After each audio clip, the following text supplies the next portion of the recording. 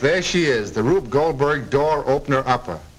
Sure, I know they have a gadget called an electric eye that does practically the same thing. But that's no good for a waiter. You see, the electricity might give the waiter a shock, then he'd forget to come back to pick up his tip, and he'd lose his professional standing. How does this door opener upper really work? It's very simple. But watch close. Now here's what happens. You see, waiter places cat B on pile of dirty dishes A. Now cat B sees mouse C. Of course, this is a stuffed mouse because he must be used for the next waiter. Now cat jumps on mouse C, causing lever D to lift lighted candle E, which ignites fuse F and sets off bomb G, opening door H very gently. Well, folks, I suppose there are one or two among you who think that my inventions are a bit ahead of their time. A shade fantastic, perhaps. All right, go on and say it. Downright screwy. But let me tell you something. I've got lots of company, genuine inventors, guys who've got their stuff protected by the United States Patent Office. And believe me, some of it needs protection, if you know what I mean. For instance, now here's an invention that was granted patent number 556248 back in the year 1896. But don't ask me why.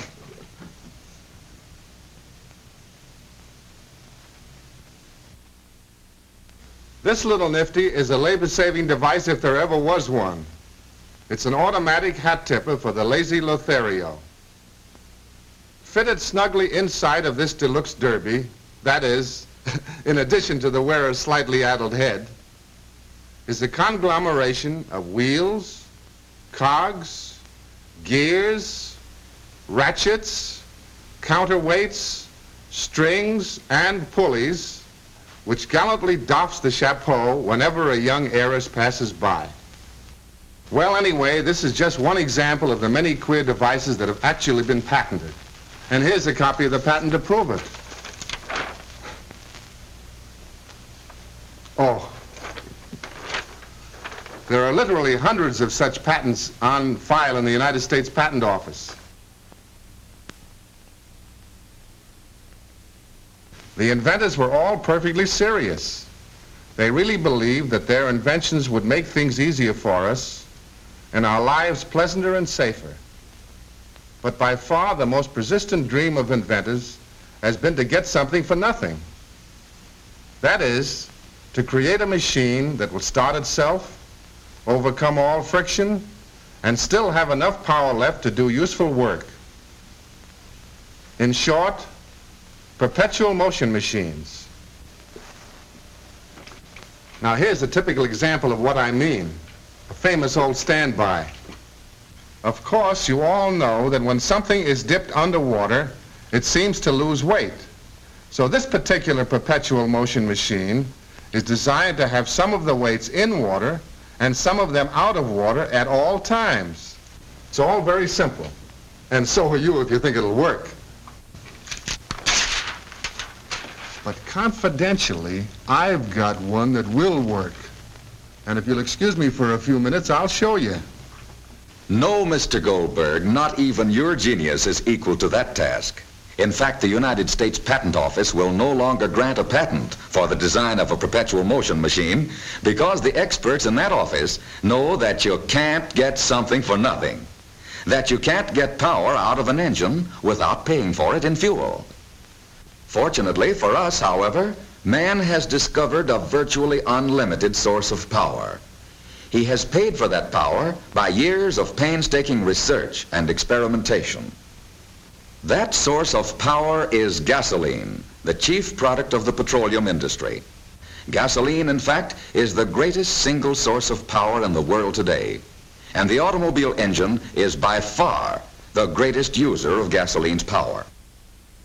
Here's a device that looks like a cross between a trench mortar and an automobile engine. It's just the thing to illustrate the principles of getting power from gasoline. Liquid gasoline contains the power all right, but unaided it can't release the force it holds. When a light is applied to it, Liquid gasoline burns as innocently as a wax candle. This proves what we all know. Gasoline has to be mixed with plenty of air to release its power. Then gasoline has more force than an equal amount of gunpowder. Into the first cylinder goes a mixture of air and gasoline. Into the fourth cylinder, an equal weight of gunpowder. When the cylinders are touched off with an electric sparker, the swoosh shows lots of power. When a piston is put into these cylinders, fueled again with gunpowder and a mixture of gasoline and air, a better test of power will show up.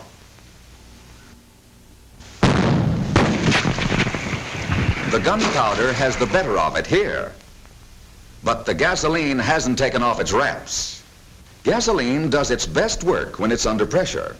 In the cylinder, fueled with the mixture of air and gasoline, the piston is pressed down until the mixture is under high pressure.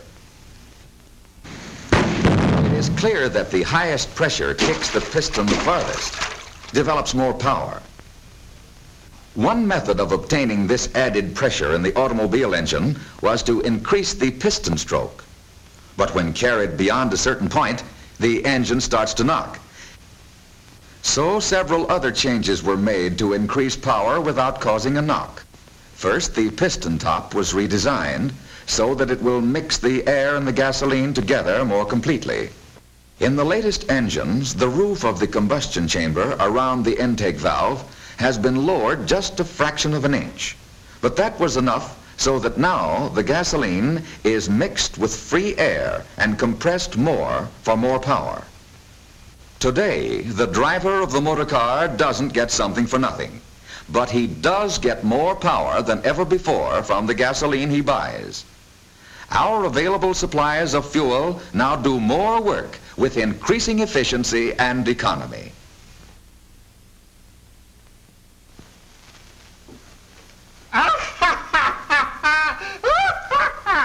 Folks, I've done it. I've discovered the secret of perpetual motion. Yes, sir. Long, long after you and I have departed from this earthly scene, this machine of mine will be working on and on and on and on, never stopping for Sundays, holidays, or bank nights. On and on and on and on. Oh, skip it.